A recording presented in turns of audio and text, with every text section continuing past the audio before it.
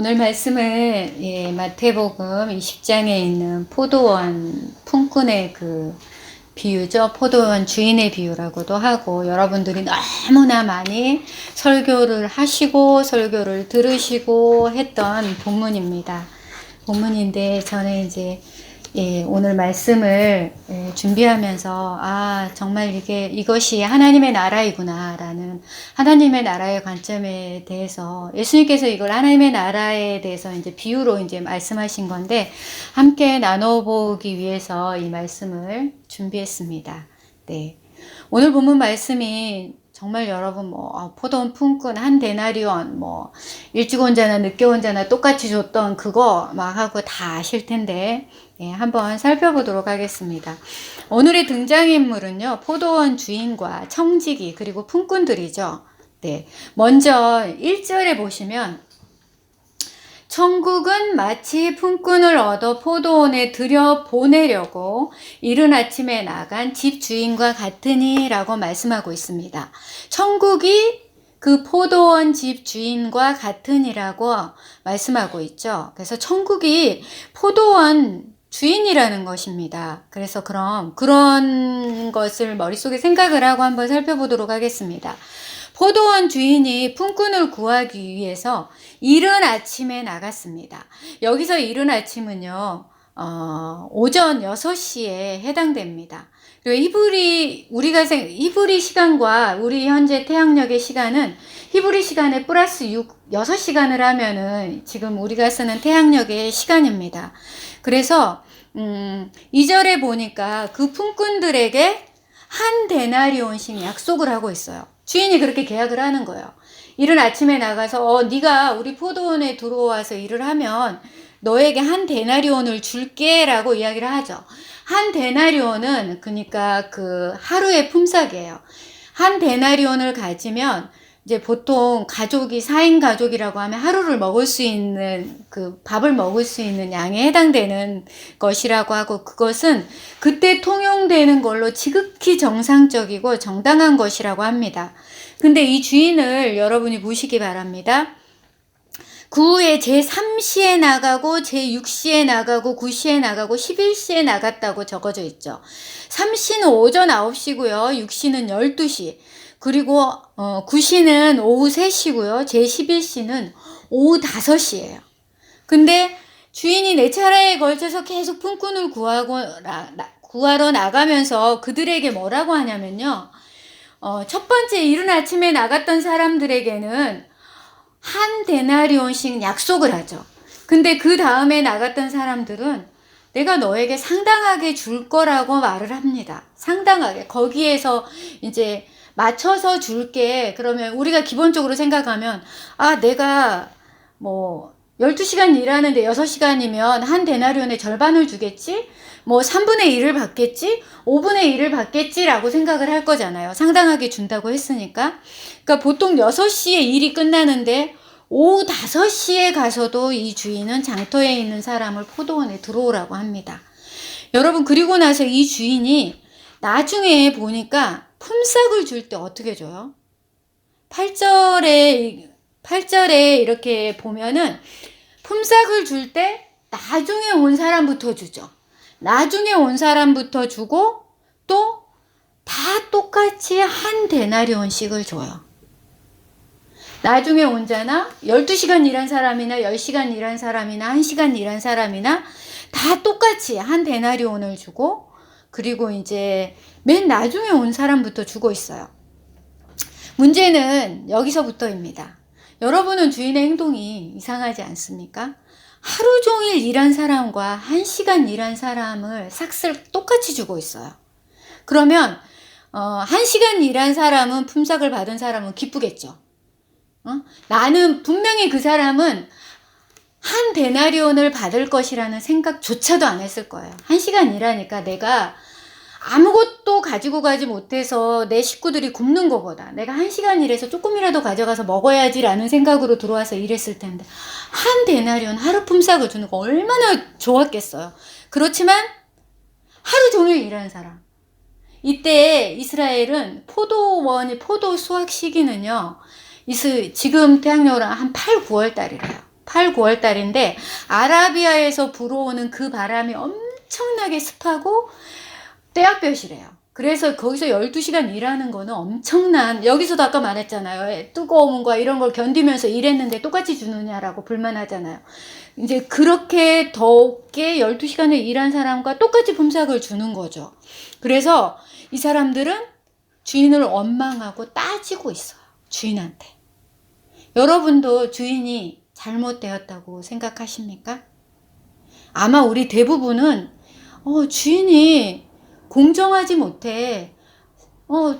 늦게 온 사람 한 데나리온을 줬으면 한 데나리온에 1센트라도 올려주면 사람이 기분이 다른데 똑같이 준 거죠. 그래서 그 대부분 사람들은, 그리고 우리들의 마음에도 그건 아닌 것 같아. 일을 많이 한 사람을 생각해 줘야지 공정하지 않아, 이런 생각을 하거든요. 그래서 여러분 그 존 롤스의 그 정의론에 대해서 혹시 들어보셨어요? 존 롤스가 무지의 장막이라는 정의론, 최대 다수의 최대 행복에 대해서 이렇게 말했는데, 그는 뭐라고 이야기를 했냐면요. 사회적, 경제적으로 불평등이 있을 때 가장 어려운 사람에게 가장 많은 이익을 주어야 하며 기회가 공평하게 주어져야 한다고 말하거든요. 그래서 그거는 뭐냐면 모든 사람을 똑같이 대하는 거는 정의가 아니라는 거야. 그러니까 뭐냐면 없는 사람에게 더 줘야 된다는 거예요. 그러니까 우리가 갈 때, 달리기를 할 때 같은 선상에서 달려야지 이게 정의라는 거예요. 그러지 않고 누가 일찍 가거나 누가 적게 가거나 하는 거. 아니면 그러니까 예를 들어서 이제 그 사람들은 어떤 이야기를 하냐면, 이제 예를 들어 빌 게이츠가 1억을 기부하는 것과 저같이 없는 유성이가 1,000원을 기부하는 것이 똑같은 선에서 출발한다는 거예요. 그게 정의라는 거예요. 그러니까 빌 게이츠가 1억을 하고 유성이가 1,000을 기부했는데 사람들이 빌 게이츠가 참 대단해, 저 사람은 어떻게 1억을 했을까 하면서 빌 게이츠를 높이는 거, 이거는 정의가 아니라고 이야기를 하는 거예요. 그래서 사람들이 이제 그런 정의론을 내세우거든요. 내세우고 또 이제 다른 한 사람에 대해서 이야기를 하면, 독일 그 히틀러가 제2차 세계대전 때 유대인들을 600만 명을 죽였잖아요. 그때 독일의 루터교회, 그러니까 루터교회면 카톨릭에서 종교개혁을 했던, 처음에 했던 그런 교회 목사였던 마틴 리물러라는 사람이 히틀러에게 반대를 하다가 강제 수용소에서 끌려갔어요. 그래서 있다가 1945년이 되어서 연합군에 의해서 풀려났거든요. 풀려났는데 그 사람이 했던 말이 있어요. 뭐라고 말하냐면, 히틀러, 나치는 우선 공산당을 숙청했다. 나는 공산당이 아니었으므로 침묵했다. 그 다음에 유대인을 숙청했다. 나는 유대인이 아니었으므로 침묵했다. 그 다음엔 노동조합원을 숙청했다. 나는 노조원이 아니었으므로 침묵했다. 그 다음엔 카톨릭 교도를 숙청했다. 나는 개신교도였으므로 침묵했다. 그 다음엔 나에게 왔다. 그 순간이 이르자 나서줄 사람이 아무도 남아있지 않았다. 이 말은 사회적 정의론에 대한 말이에요. 한번 이렇게 생각해 보시기 바랍니다. 사회적 정의론. 정의를 위해서 나는 뭔가를 해야 되는데 하지 않은 거죠. 하지 않고 이 목사가 그거에 대해서 이야기를 하는 거예요. 그러니까 사회 전체 효용이 증가하더라도 한쪽의 이익이 너무 큰 반면 다른 한쪽에 너무 큰 고통을 준다면 이게 이제 정의가 아니라고 말하는 거예요. 그래서 민주주의의 기본적인 자유를 보장하되 소수의 의견이나 이익을 배려해야 한다고 이제 주장을 하는데, 마이클 샌델도 똑같이 존 롤스와 똑같은 정의론을 이제 주장합니다. 공리주의예요. 최대 다수의 최대 행복을 이제 이야기하는데, 그러나 여러분 그 정의론과 하나님 나라의 정의론을 한번 생각을 해보시기 바랍니다. 그 정의론과 하나님 나라의 정의론을 생각을 하고 오늘 포도원에서 주인이 한 행동을 한번 생각을 해보시기 바랍니다. 하나님 나라의 정의론은 이러한 것들이 아닙니다. 많은 사람들이 이 존 롤스가 말한, 마이클 샌달이 말한 정의론과 기독교의 정의론을 같은 위치에 놓고 기독교를 가끔 이렇게 반박하기도 합니다. 하나님은 오늘 말씀에서 하나님 나라에 대해서 설명을 하죠. 기독교는 민주주의가 아니에요. 공산주의도 아니에요. 기독교는 신본주의예요. 달라요. 신본주의예요. 하나님 중심주의예요. 기독교는. 그래서 하나님의 주권에 의해서 움직이는 나라입니다. 우리가 이 세상에 함께 살아가기 때문에 민주주의에 속해서 살아가야 하고, 반공산주의에 속해서 캐나다에서 이렇게 살아가야 하고, 그 다음에 공산주의인 중국에서도 그렇게 그들의 문화 가운데서, 사회 가운데서 우리가 살아가지만, 기본적으로 우리는 신본주의, 예수를 믿는 사람들은 신본주의로 살아갑니다. 그래서 13절, 14절을 같이 한번 읽어보도록 하겠습니다. 예. 시작. 주인이 그 중에 한 사람에게 대답하여 이르되, 친구여, 내가 내게 잘못한 것이 없노라. 내가 나와 한 데나리온의 약속을 하지 아니하였느냐. 내 것이나 가지고 가라. 나중은 이 사람에게 너와 같이 주는 것이 내 뜻이니라. 네. 여러분, 우리는 지금 세상적인 가치관에 너무 이제 물들어서 살아있잖아요. 왜냐하면 세상의 법도 우리가 지켜야 하니까. 가치관에 물들어서 살아있고, 지금 현재는 21세기 포스트 모더니즘 시대라고 해요. 개인주의와 상대주의가 많이 생기면서 가장 많이 한 말이 뭐냐면, 네가 틀리지 않아. 다른 거야. 이거에 의해서 상대주의가 상당히 많이 들어와죠. 틀린 말이 아닌데 그게 모든 상황에 보편적으로 적용되면서 사회에 정말 많은 문제들이 일어나고 있습니다. 네. 보시면 방금 읽으신 13, 14절을 보면 주인이 잘못한 것이 없다고 말하고 있죠. 그리고 정말 잘못한 것이 없습니다. 그들은 그들의 세상적인 기준으로 공정하지 못하게 한다고 그들은 분명히 계약을 했었잖아요. 처음에 일찍 온 사람들이 불만을 하고 있고, 그들은 분명히 계약을 했어요. 그러니까 전혀 문서상으로나 무슨 그때 사회상으로도 전혀 문제가 없는 거죠. 근데 그들은 그들의 심리적인 것과 문화적인 것으로 인해서 공정하지 못하다고 이야기를 하고 있어요. 14절에 이렇게 하는 것이 주인의 뜻이라고 말하는 거죠. 이것이 하나님의 나라라고 예수님은 지금 비유로 말씀하고 있어요. 그럼 조금 더 생각해 보도록 하겠습니다. 여러분은 오늘 말씀을 보면서 주인이 포도원 일을 위해서 품꾼을 불러온 것 같습니까? 내 포도원이 너무 바빠. 그러니까 너도 와. 12시에도 와. 9시에도 와. 막 한 것 같습니까? 포도원 일을 위해서 품꾼을 불러온 것 같습니까? 아니면 품꾼을 위해서 포도원에 들어오라고 한 것 같습니까? 한번 생각을 해보시기 바랍니다. 네. 저는 품꾼을 위해서 포도원에 들어오라고 한 것 같다고 지금 생각이 듭니다. 예수님의 비유를 보면서. 그렇지 않다면 주인이 직접 장터에 나가서 품꾼을 데려오겠습니까? 몇 번이나 가서. 그것도 4차례에 걸쳐서 데려오고, 심지어 마감 1시간 전에 가서 놀고 있는 자들을 데리고 와서 포도원에 데리고 오겠습니까? 그 청지기를 시켜도 되는 일을 왜 직접 하겠습니까? 주인은 모두 같은 품삯을 지불하라고 하면서 왜 나중 온 자들을 먼저 지불하라고 할까요? 그것이 주인의 뜻이라고 성경은 분명하게 말씀하고 있습니다. 이것은 무슨 의미일까요? 그것은 은혜입니다.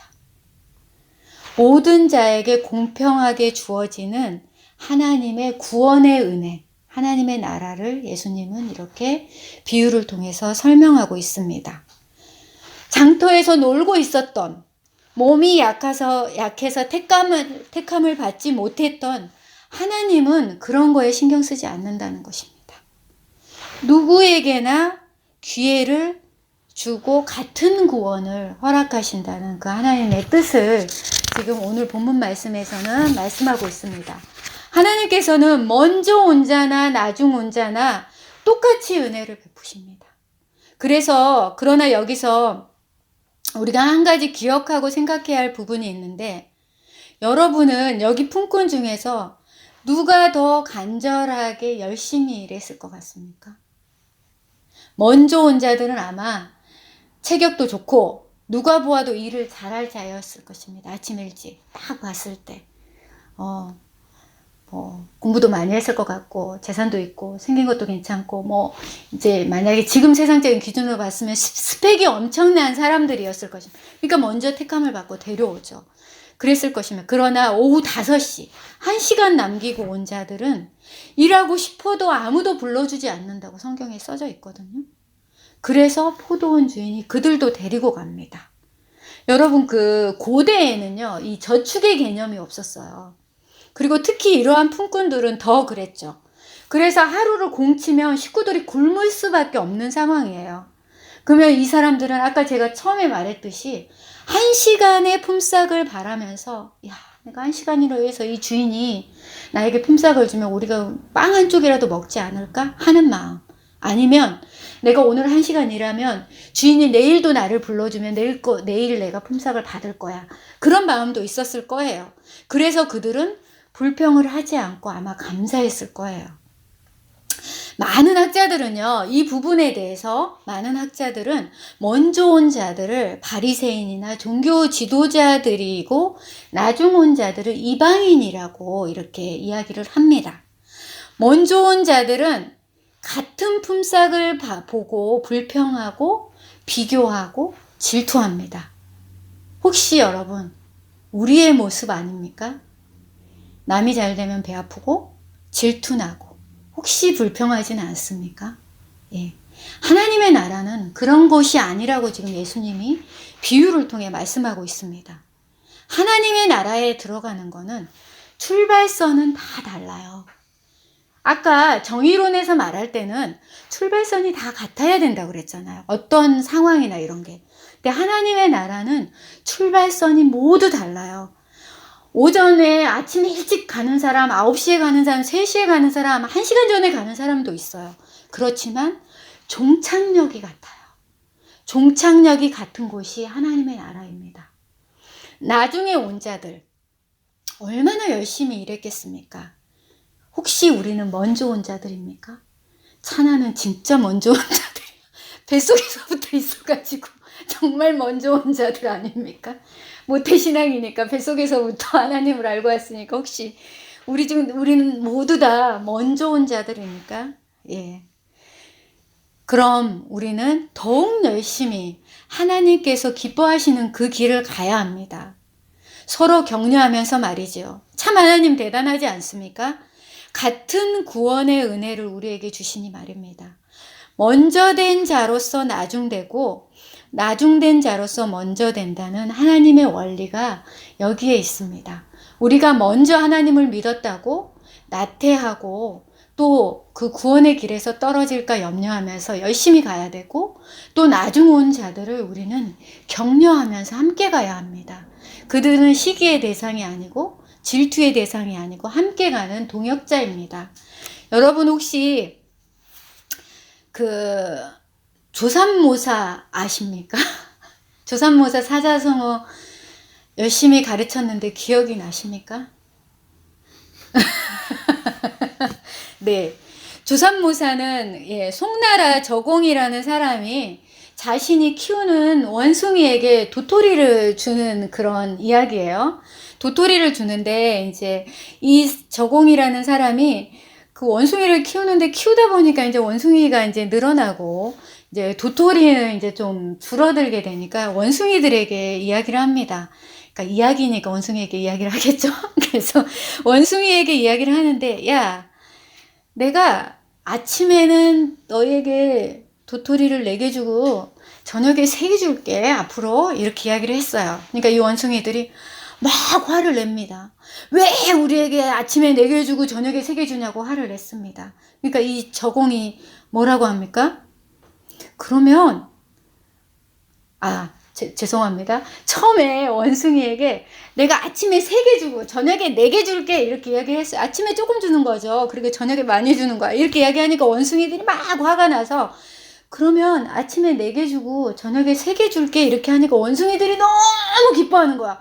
그래, 그렇게 해야지. 아침에 4개 주고 왜 아침에 3개를 줘? 막 이렇게 하면서 결국은 이게 똑같은 건데 간사한 깨로 속여서 이게 남을 농락할 때 이 사자성어를 쓰는데요. 근데 이게 다른 각도에서 바라보면 이 저공은 원숭이를 키워서 이익을 남기기 위해서 키우지 않았어요. 원숭이를 너무 사랑해서 원숭이를 키운 거예요. 그러면 이 원숭이는 이 주인이 자기를 키우고 먹이를 주는 것 자체를 감사해야 하는 거잖아요. 그쵸? 그러니까 저도 이제 이 조산모사에 대해서 늘 막 그 간사한 꾀로 막 사람을 속이고 이런 걸로 생각을 했는데 다시 생각을 해보니까 이 저공은 원숭이를 키워서 자기가 이익 보려고 하는 게 아니에요. 전혀. 원숭이를 사랑해서 주는 거예요. 그러니까 이 원숭이는 그 주인의 사랑과 자기에게 먹을 걸 주는 것 자체에 감사를 해야 된다는 거예요. 자, 성경에서 다른 예를 하나 들게요. 여러분 마리아와 마르다 이야기 아시죠? 저도 예전에는 마르다 너무 억울해. 나도 마르다 같은 사람이야. 예수님 너무하신 거 아니야? 예수님 공정하지 않아. 왜? 마르다하고 같이 준비를 하고 같이 앉아서 말씀을 들으면 되지. 왜 굳이 그렇게 해서 마르다를 그렇게 해라고 생각을 했는데 이거는 뭐냐면 공평하지 않는 게 아니고 예수님께서 마르다와 마리아의 집에 간 자체가 은혜인 거예요. 그 자체가. 그러니까 가서 음식을 먹는 거 이런 것이 아니라 예수님께서 그 집에 간 자체가 은혜라는 거죠. 그것만으로도 감사하고 넘쳐야 된다는 거죠. 주인이 포도원에 불러준 자체가 은혜인 거예요. 나를 택해서 포도원에 불러준 자체가 은혜인 거예요. 거기에서 왜 쟤하고 나는 달라요? 왜 쟤는 사랑하고 나는 사랑하지 않으세요? 왜 쟤의 기도는 들어주고 내 기도는 안 들어주세요? 왜 저 사람은 저러는데 내 인생은 맨날 이래요? 이게 아니라는 거예요. 하나님께서 불러준 것 자체가 은혜라는 거예요. 그 말씀을 하나님께서 하나님 나라는 이런 곳이야. 네가 그걸 누려야 돼. 왜 너는 내가 불러줬는데도 그것을 누리지 못하니라고 말하고 있거든요. 여러분 4절에 보니까 그들에게 이르되 너희도 포도원에 들어가라. 내가 너희에게 상당하게 주리라 라고 말씀하고 있죠. 이 상당하게 준다는 말은 헬라어로요. 디카키온인데 의미가 뭐냐면은 의로운, 거룩한, 정당하다는 뜻이에요. 그러니까 이거는 뭐냐면 마땅히 귀속될 자에게 귀속시킨다는 의미예요. 하나님은 우리를 마땅히 귀속할 자로 여기고 있습니다. 지금 이 자리에 있는 우리, 어쩌면 여기 있는 우리 모두는 먼저 온 자들입니다. 다 먼저 온 자들이네요. 하나님의 공정하심에 불평하는 자들이 아니라 감사하고 나중에 온 자들이 대가를 받는 것을 기뻐하는 우리가 돼야 돼요. 참 우리 주인 대단하다. 1시간밖에 일하지 않는 내 형제에게도 하나님이 똑같은 은혜를 주시는구나 라고 기뻐하는 우리가 돼야 한다는 거죠. 그래서 그들이 우리와 같이 구원받은 것을 기뻐할 때 하나님의 나라는 더욱 풍성해지고 성도의 삶도 행복해집니다. 네. 하나님은 우리 모두에게 똑같은 출발선을 주지 않으셨습니다. 가끔 내 부모가 돈이 없어서 돈 있는 친구를 보면서 힘듭니까? 하나님은 우리에게 똑같은 출발선을 주지 아니하였습니다. 그러나 하나님은 우리에게 도착 지점이 종착역이 다 같은 것을 주셨습니다. 그것으로 위로를 받으시기 바랍니다.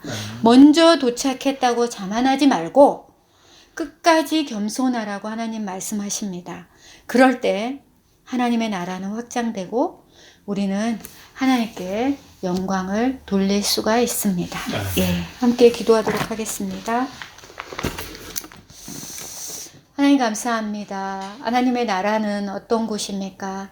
하나님께서는 이 세상 사람들의 시선으로 보았을 때 아버지 하나님 연약한 자, 부족한 자, 어려운 자들을 아버지 하나님께서는 언제 어느 곳에서든지 불러주시는 공평하신 하나님인 것을 우리가 깨닫습니다. 세상적인 잣대로 아버지 하나님 우리가 바라보지 말게 하시고 하나님의 눈으로 바라볼 수 있는 은혜를 우리 가운데 허락하여 주시고 하나님의 뜻이 무엇이고 하나님 우리에게 주시고자 하는 것이 무엇인지 우리가 하나님의 나라를 확장하며 이루어가기 위해서 우리의 형제 자매들에게 어떠한 삶을 살아야 할 것인지 하나님 우리가 생각하고 고민하는 이 시간이 되기를 원합니다. 그래서 이렇게 하는 것이 내 뜻이니라고 말씀하신 그 하나님의 뜻을 깨달아 알아가는 저희가 되게 하시고 하나님이 먼저 된 자로서 나중되고 나중된 자로서 먼저 된다는 그 말씀을 두렵고 떨림으로 붙들 수 있도록 하나님 함께하여 주시옵소서. 감사드리며 예수님의 이름으로 기도하였습니다. 아멘.